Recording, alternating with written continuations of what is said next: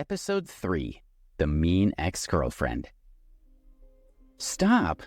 Robert dashed between Alex and Karen. Before Alex could speak, Karen waved the black card in the air.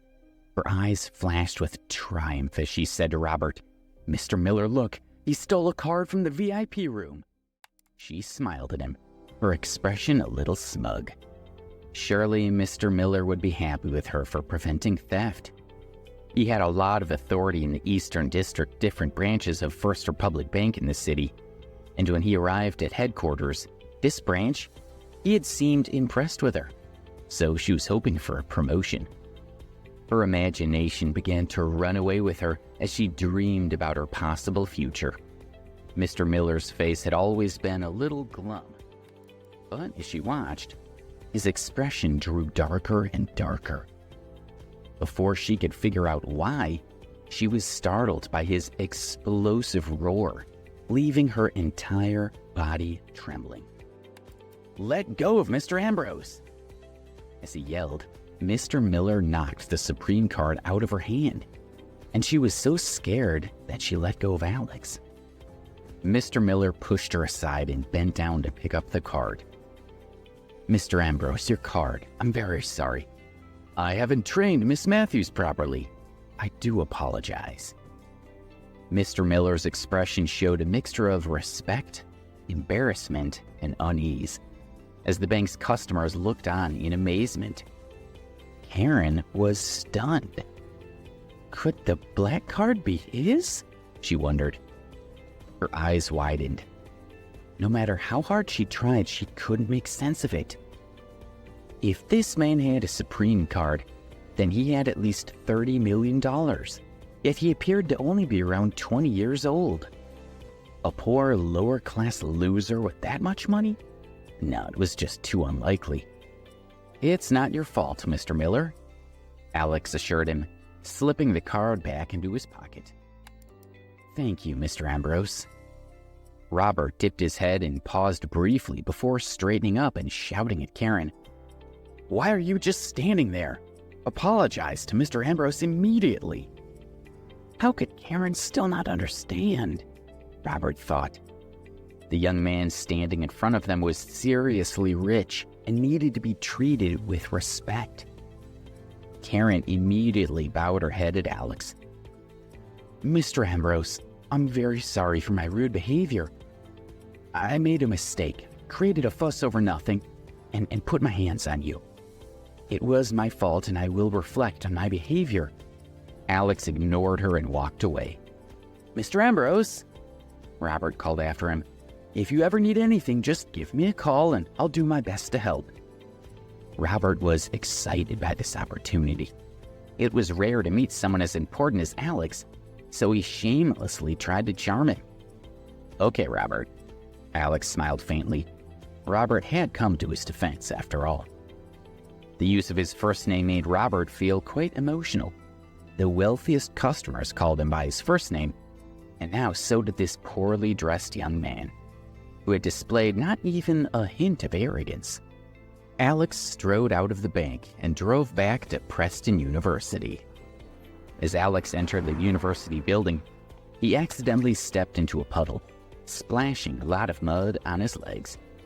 He checked his watch, then rushed toward the classroom, where Mr. Morgan was already standing at the podium lecturing. He spotted Alex out of the corner of his eye, and a hint of disappointment flashed across his face. Feeling guilty, Alex lowered his head.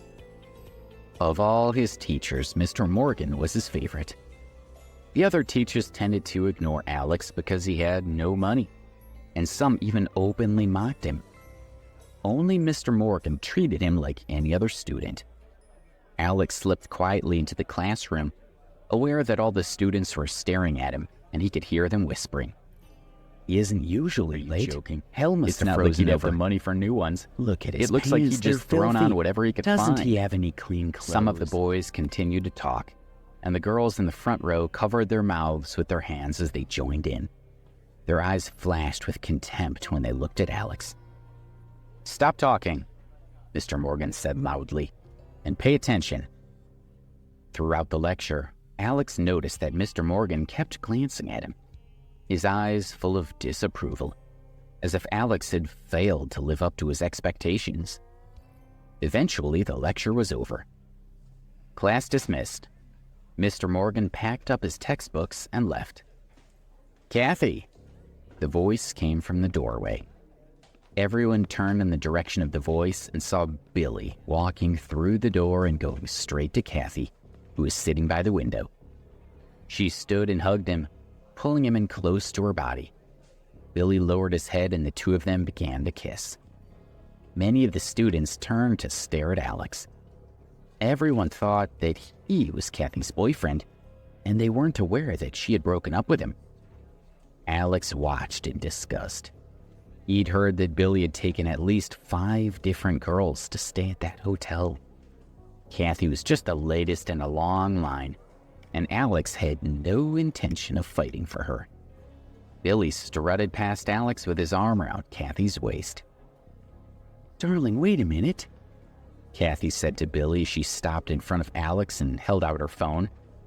"Since we've broken up, I don't want to owe you anything.